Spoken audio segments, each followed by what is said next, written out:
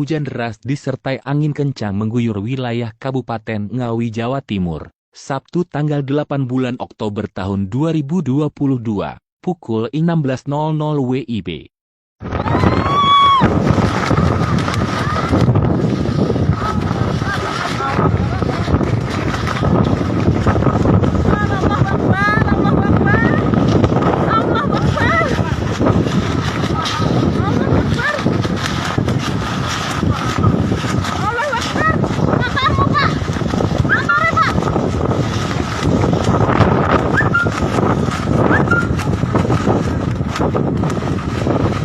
Dahsyatnya angin tersebut seperti yang terlihat dalam unggahan video yang dibagikan oleh akun Instagram @terangmedia, di mana sebuah tenda tersapu oleh angin kencang itu.